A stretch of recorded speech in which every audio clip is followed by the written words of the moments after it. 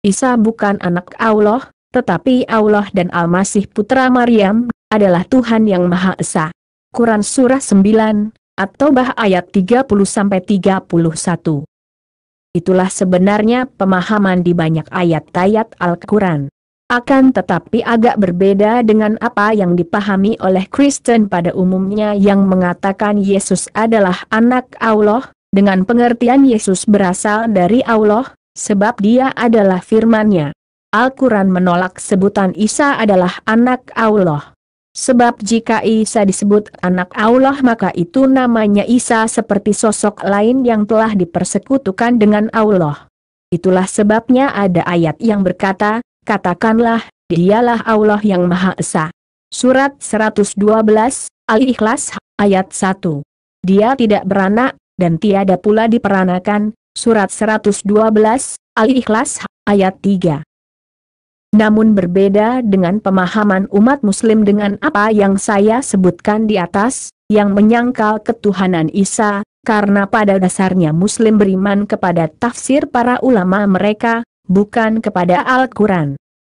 Kalau mau jujur, sebenarnya sebagian pemahaman Al-Quran itu diambil dari kitab Injil tetapi tidak dengan cara mengutip ayatnya, melainkan menuliskan apa yang penulis pahami dari sudut pandangnya, ke dalam kitab Al-Quran. Untuk itu, bagaimana sebenarnya pernyataan Al-Quran tentang Isa Al-Masih, putra Maryam di dalam Al-Quran? Mari kita simak penjelasan berikut ini.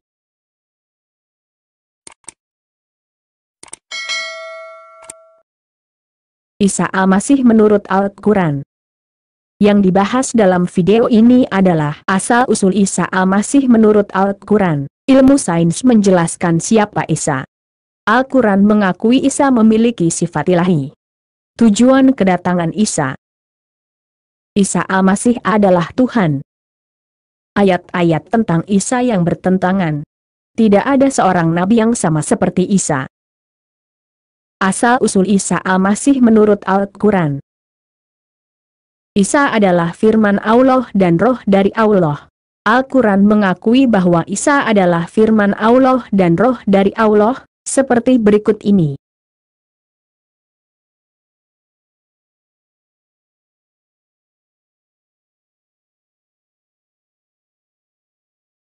Satu. Quran Surah An-Nisa ayat 171. Dalam ayat ini ada tertulis, sungguh, Al-Masih Isa putra Maryam itu adalah utusan Allah, dan yang diciptakan dengan kalimat-Nya, yang disampaikannya kepada Maryam, dan dengan tiupan roh darinya. Kata yang bertuliskan huruf merah itu dalam bahasa Arabnya tidak ada, dan kata tambahan itu justru mengubah arti. Dari bahasa Arabnya hanya ada kata, roh darinya. Quran Surah At-Tahrim ayat 12.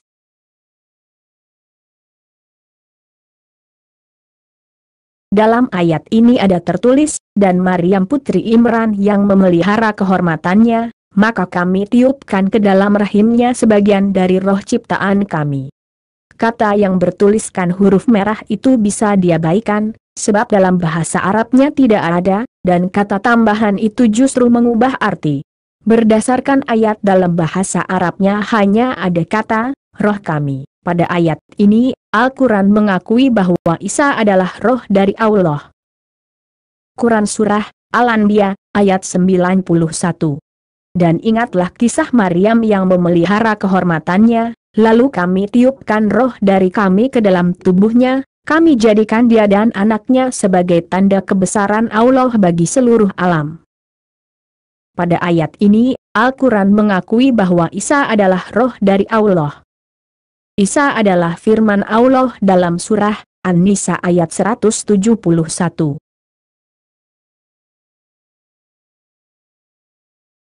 Dalam ayat ini ada tertulis, sungguh, Al-Masih Isa putra Maryam itu adalah utusan Allah, dan yang diciptakan dengan kalimat-Nya, yang disampaikannya kepada Maryam, dan dengan tiupan roh darinya.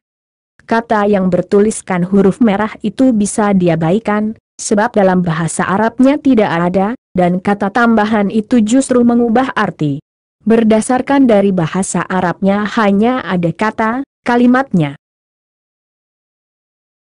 Isa adalah firman Allah dalam surah Ali Imran ayat 45.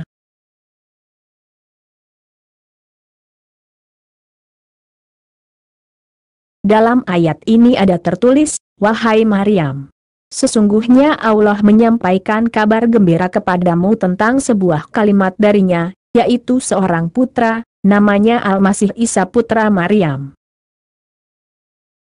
Pada ayat ini, Al-Quran mengakui bahwa Isa adalah kalimat darinya.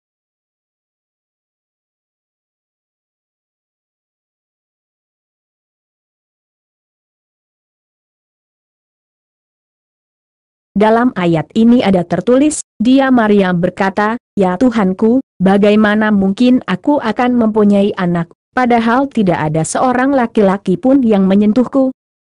Pada ayat ini, Al-Quran mengakui bahwa Isa bukan berasal dari benih laki-laki. Dari ayat-ayat tersebut sangat jelas bahwa Isa berasal dari Roh Allah. Isa tidak diciptakan dari tanah seperti Adam, dan juga Isa bukan dari benih sperma laki-laki atau bukan hasil biologis manusia. Karena roh itu berasal dari Allah, lalu menjadi manusia di dalam rahim Maryam, maka Isa berasal dari dua sumber, yaitu roh Allah dan manusia. Dengan demikian, Isa yang lahir akan mewarisi sifat ilahi dari Allah dan sifat manusia di tubuh jasmaninya. Ilmu sains menjelaskan siapa Isa. Mengenal pribadi Isa melalui kelahirannya menurut ilmu sains. Isa lahir berasal dari roh Allah, lalu dikandung dan lahir dari rahim seorang perawan. Berarti Isa berasal dari dua sumber yang berbeda. Secara umum, benih berasal dari laki-laki dan membuahi sel telur perempuan lalu terbentuk organisme baru yang disebut janin. Sebuah organisme baru atau embrio akan memiliki gen yang diwariskan dari asal-usul pembentuknya. Jika Isa berasal dari roh Allah dan menjadi manusia dalam rahim perempuan, bagaimanakah sifat yang dimiliki Isa dan siapakah sebenarnya Isa? 1. Menurut hukum genetika, gen asal-usul pembentuk menjadi material pembawa informasi untuk diwariskan, atau bahan genetik, kepada organisme maupun suborganisme baru. Jika Isa berasal dari roh Allah dan menjadi manusia dalam rahim perempuan maka, secara jasmani ia adalah manusia, tetapi memiliki roh Allah. 2. Konsep campuran. Jika susu dan kopi dimasukkan ke dalam air maka rasanya dan namanya menjadi kopi susu. Jika teh dan gula dimasukkan ke dalam air maka rasanya dan namanya menjadi teh manis. Rasa yang dimiliki dari hasil campurannya akan tergantung pada sumbernya. Dan tentu Isa yang berasal dari dua sumber, juga akan memiliki sifat ilahi, karena memiliki roh Allah, dan memiliki sifat jasmani manusia karena memiliki darah atau nyawa manusia. 3. Persamaan reaksi kimia. Dua buah unsur oksigen dan hidrogen jika dicampur akan menghasilkan air.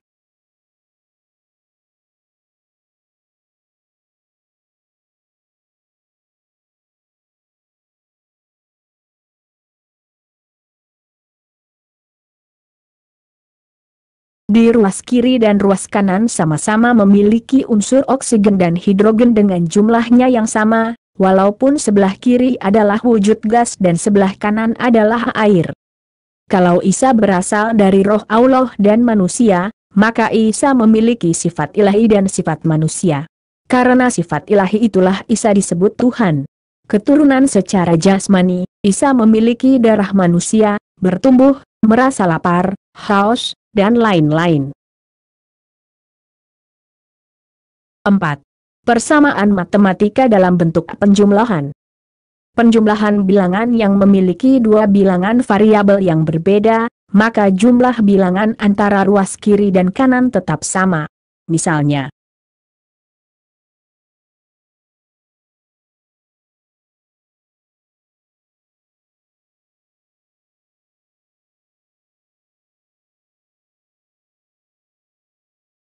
jika bilangan X dan Y adalah sifat dari pembentuk, maka hasil penjumlahan bilangan tersebut yang ada di ruas kanan, juga akan mengandung bilangan atau sifat X dan Y. Dan hukum ini juga berlaku pada Isa, putra Maryam.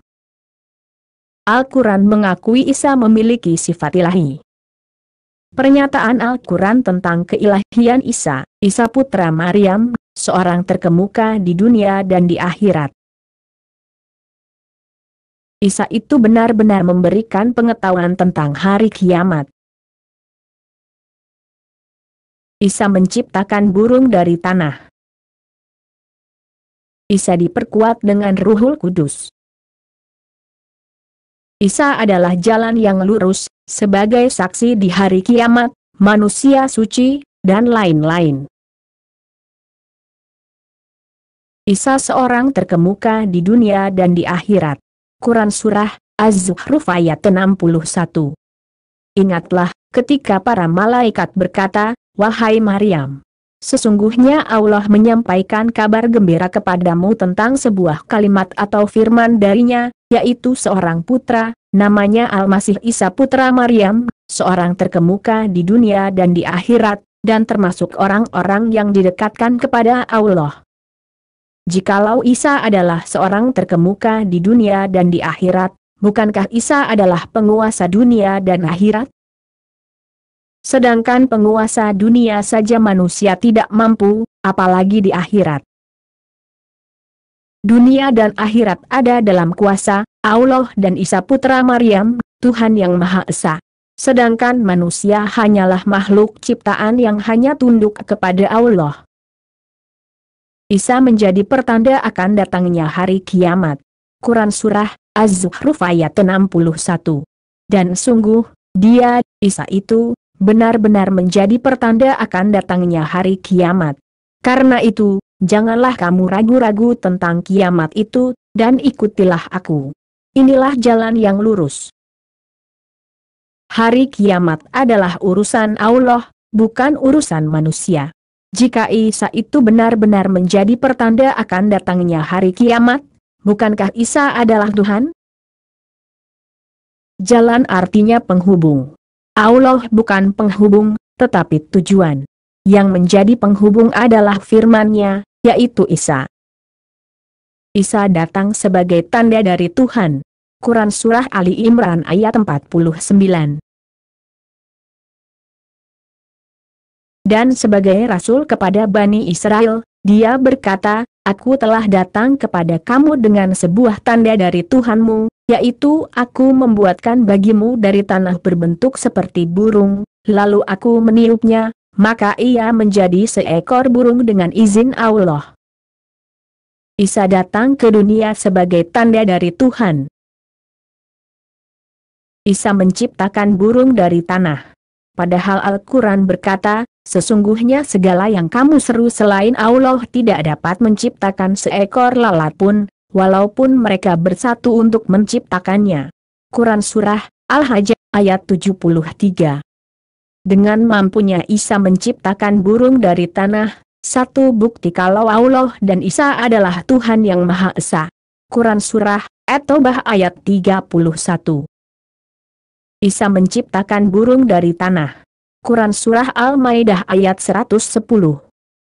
Ayat ini berkata, "Dan ingatlah ketika engkau membentuk dari tanah berupa burung dengan seizinku, kemudian engkau meniupnya, lalu menjadi seekor burung, yang sebenarnya, dengan seizinku."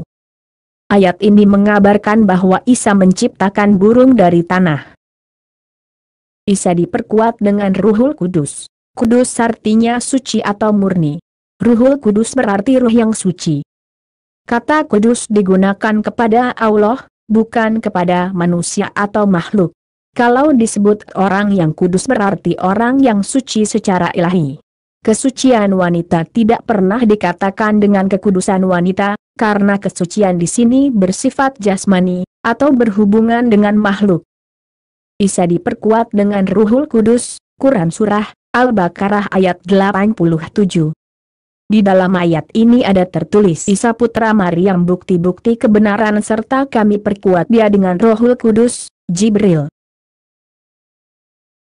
Isa putra Maryam adalah bukti-bukti kebenaran, tentu tentang kebenaran Allah. Kudus artinya suci atau murni. Ruhul Kudus berarti ruh yang suci, hanya disebut kepada Allah.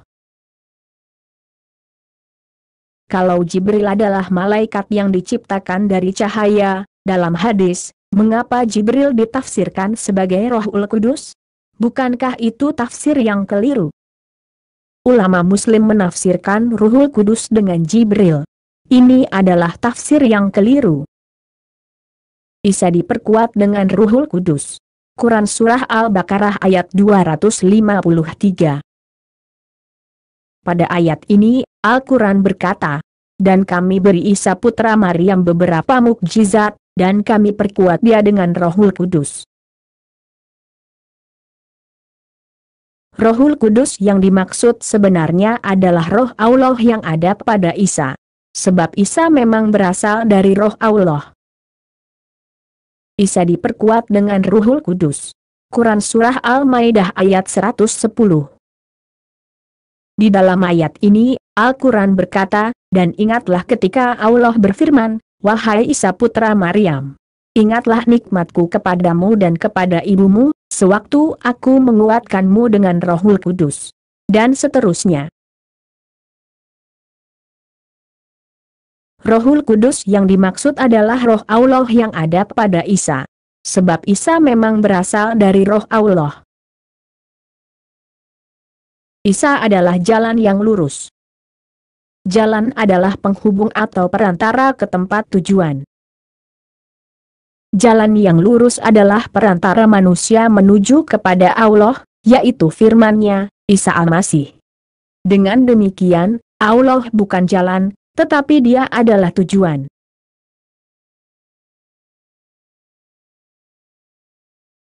Isa adalah jalan yang lurus.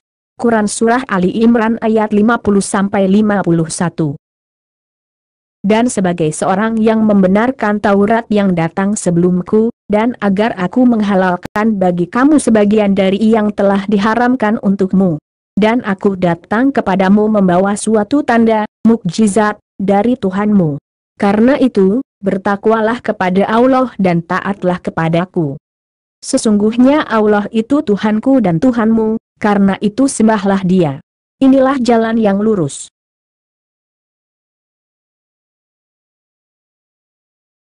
Isa adalah jalan yang lurus. Quran Surah Az-Zukhruf ayat 61. Dan sungguh, Dia Isa, itu benar-benar menjadi pertanda akan datangnya hari kiamat. Karena itu, janganlah kamu ragu-ragu tentang kiamat itu dan ikutilah aku. Inilah jalan yang lurus.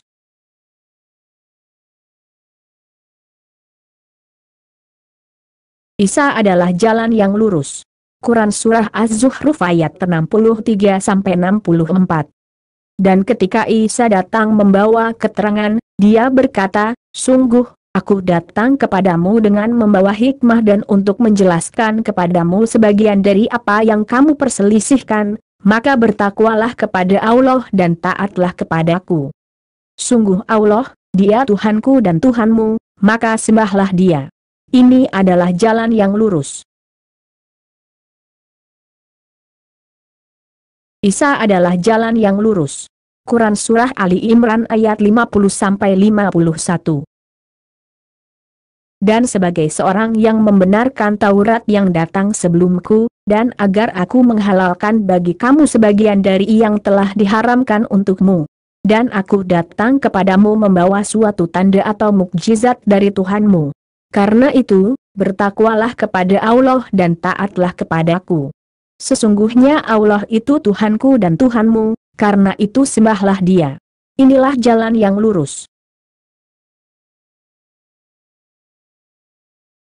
Tujuan kedatangan Isa. Menurut keterangan Al-Quran, kedatangan Isa yang berasal dari Ruh Allah adalah 1. Sebuah tanda kebesaran Allah, atau mujizat, atau sebagai contoh pelajaran bagi Bani Israel. 2. Isa sebagai jalan yang lurus. 3. Bukti kebenaran Allah. Di dalam Al-Quran ada tertulis, Dia Isa, tidak lain hanyalah seorang hamba, yang kami berikan nikmat, dan kami jadikan dia sebagai contoh untuk Bani Israel. Quran Surah 43, Az-Zukhruf ayat 59. Isa disebut seorang hamba, karena ia akan melakukan kehendak Allah. Al-Masih sama sekali tidak enggan menjadi hamba Allah. Tetapi, sesungguhnya Isa adalah 1. Isa adalah roh dari Allah. 2. Isa adalah firman Allah. Isa lahir bukan hasil benih laki-laki. Oleh karena itu, Allah dan Isa putra Maryam adalah Tuhan yang Maha Esa. Isa Al-Masih adalah Tuhan. Al-Masih bukan putra Allah, Quran Surah At-Taubah ayat 30. Dan orang-orang Yahudi berkata, Uzair putra Allah, dan orang-orang Nasrani berkata, Al-Masih putra Allah. Itulah ucapan yang keluar dari mulut mereka. Mereka meniru ucapan orang-orang kafir yang terdahulu. Allah melaknat mereka, bagaimana mereka sampai berpaling. Al-Quran pada ayat ini menolak menyebut istilah putra Allah atau anak Allah diberikan kepada Isa. Sebab Al-Quran berkata, Allah tidak beranak dan tidak diperanakan. Lalu, siapakah Isa menurut surat 9, At-Taubah ayat 30 ini? Silahkan baca pada ayat berikutnya, surah 9, At-Taubah ayat 31. Allah dan Al-Masih putra Maryam adalah Tuhan. Quran Surah At-Taubah ayat 31. Mereka menjadikan orang-orang alim dan rahib-rahibnya sebagai Tuhan selain Allah dan Al-Masih putra Maryam. Padahal mereka hanya disuruh menyembah Tuhan yang Maha Esa, tidak ada Tuhan selain Dia. Maha suci Dia dari apa yang mereka persekutukan. Di ayat ini terdapat kata selain. Arti kata selain adalah kecuali. Berarti, maksud ayat ini adalah Allah dan Al-Masih putra Maryam adalah Tuhan. Yang dilarang dijadikan Tuhan adalah orang-orang alim dan rahib-rahibnya. Pada ayat ini ada kalimatnya berkata, padahal mereka hanya disuruh menyembah Tuhan yang Maha Esa, tidak ada Tuhan selain Dia. Maha suci Dia dari apa yang mereka persekutukan. Siapa Tuhan yang Maha Esa yang dimaksud? Tuhan yang Maha Esa yang dimaksud adalah Allah dan Al-Masih putra Maryam, yaitu yang disebut pada kalimat sebelumnya. Dalam ayat ini ada kalimat yang berkata, Maha suci Dia dari apa yang mereka persekutukan. Apa maksudnya kata, mereka persekutukan, sedangkan pada kalimat sebelumnya dikatakan bahwa Allah dan juga Al-Masih putra Maryam adalah Tuhan? Maksud dari kata mereka persekutukan adalah seperti yang disinggung di Quran surat 9, At-Taubah ayat 30, bahwa hanya orang kafir yang berkata, Al-Masih putra Allah, yang membedakannya dengan Allah. Kemudian pada ayat 31 dikatakan, Allah dan Isa adalah Tuhan. Lalu bagaimana maksud kedua ayat ini? Mari kita memahami kedua ayat ini, Quran Surah 9, At-Taubah ayat 30-31, dengan dalil ayat yang lain. 1.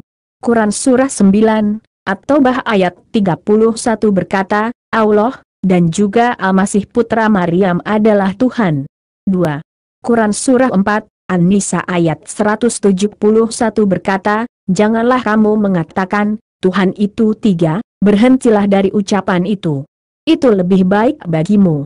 Sesungguhnya Allah Tuhan yang Maha Esa. 3. Quran Surah 4, An-Nisa ayat 172-173 berkata, barang siapa enggan menyembahnya, yaitu Isa, akan mendapat azab Allah yang pedih. Maka dapat kita simpulkan bahwa, Al-Quran menolak perkataan Isa anak Allah, sebab sesungguhnya Allah dan Isa adalah Tuhan yang Maha Esa. Ayat-ayat tersebut memahami, kalau Isa disebut sebagai anak Allah, maka seakan-akan Isa adalah sosok lain yang berbeda dengan Allah. Pemahaman umat muslim pasti akan berbeda tentang Isa di dalam Al-Quran, sebab mereka beriman kepada tafsir para ulama, bukan beriman kepada Al-Quran. Allah dan Isa adalah Tuhan yang Maha Esa. Quran Surah 4, An-Nisa ayat 171. Untuk memahami surat 4, An-Nisa ayat 171 dengan lebih tepat, maka saya coba bagi menjadi 4 bagian, yaitu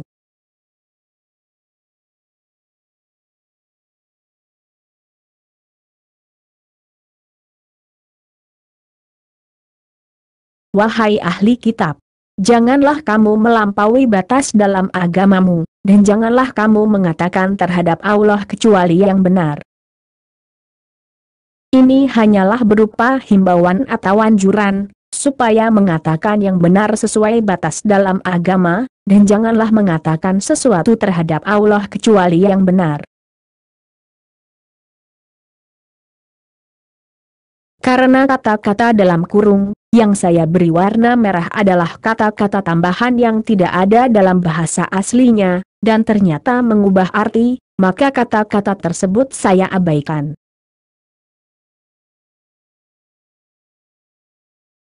Dalam kalimat tersebut Isa dikatakan sebagai 1. Utusan Allah, 2. Kalimatnya, dan 3. Roh darinya. Kata utusan Allah ini sering disalahpahami oleh umat muslim, tanpa melihat asal-usul sosok yang dimaksud. Musa juga disebut utusan Allah, tetapi Musa tidak disebut sebagai firman Allah dan bukan berasal dari roh Allah. Utusan negara Indonesia pasti warga negara Indonesia. Utusan negara Amerika pasti warga negara Amerika. Kalau Isa yang berasal dari roh Allah dan firman-Nya, bukankah Isa adalah utusan Allah dari sorga? Apakah utusan yang datang dari sorga adalah manusia? Maka berimanlah kepada Allah dan Rasul-Rasul-Nya dan janganlah kamu mengatakan, Tuhan itu 3, berhentilah dari ucapan itu. Itu lebih baik bagimu. Perintah ini sebenarnya ditujukan kepada Muslim yang selalu mengatakan, Tuhan Kristen itu 3. Muslim selalu menganggap Isa bukan Tuhan, sehingga menuduh Kristen telah mempersekutukan Allah dan Isa. Ketika Isa disebut firman-Nya dan roh dari Allah, dan kemudian ada Allah, atau Bapa, bukan berarti Kristen punya 3 Tuhan. Ketiganya adalah Esa. Dalam istilah umat Kristen disebut Tritunggal, 3 tetapi Esa. Di dalam surah 9, atau bah ayat 31, sudah dikatakan bahwa Allah dan Isa adalah Tuhan yang Maha Esa. Kalimat keempat dari surat An-Nisa ayat 471 berkata, sesungguhnya Allah Tuhan yang Maha Esa, Maha Suci Dia dari anggapan mempunyai anak. Miliknya lah apa yang ada di langit dan apa yang ada di bumi. Dan cukuplah Allah sebagai pelindung.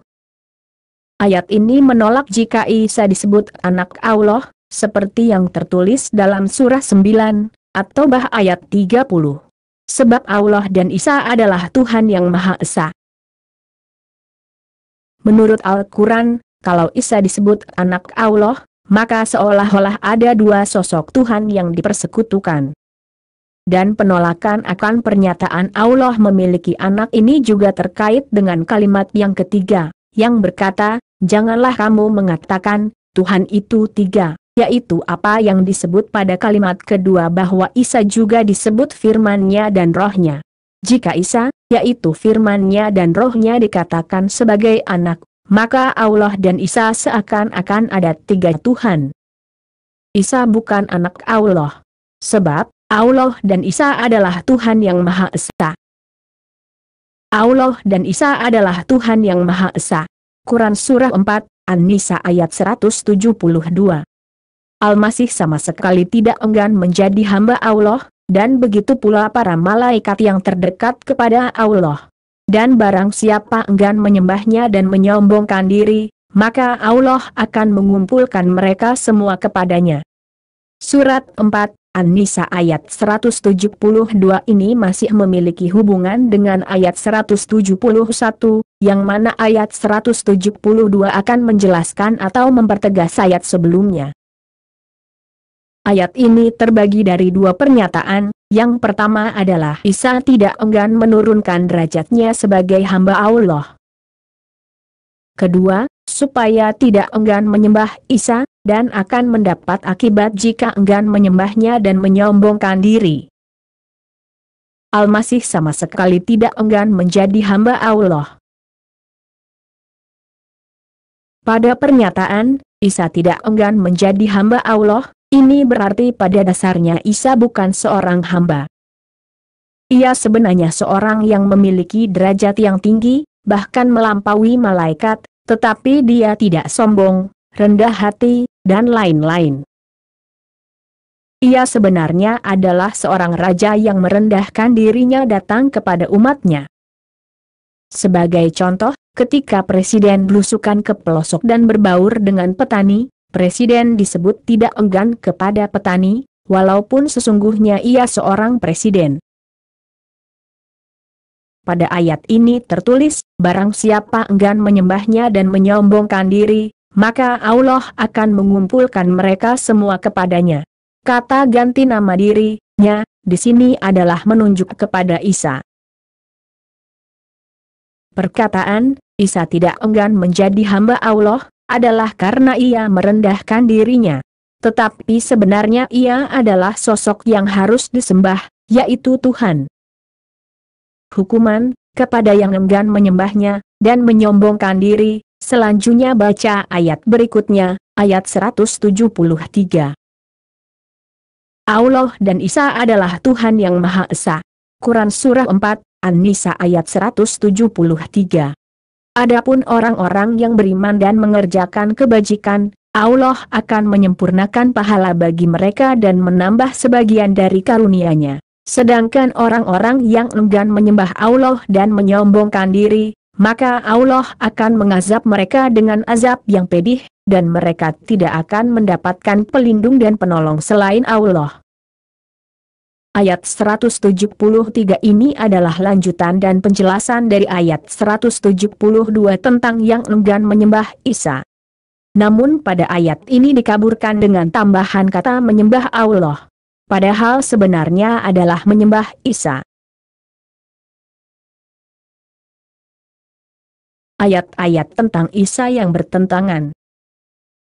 Al-Quran menyamakan Isa seperti Adam. Al-Quran menyamakan kelahiran Isa dengan penciptaan Adam, yang diciptakan dari tanah. Quran Surah 3, Ali Imran, ayat 59, dengan ayatnya yang berkata demikian. Sesungguhnya perumpamaan penciptaan Isa bagi Allah, seperti penciptaan Adam. Dia menciptakannya dari tanah, kemudian dia berkata kepadanya, jadilah, maka jadilah sesuatu itu. Bagaimana logikanya Adam yang diciptakan dari bahan tanah disamakan dengan kelahiran Isa, yang berasal dari roh Allah dan Isa adalah firman-Nya? Ayat ini adalah sebuah kekeliruan yang nyata.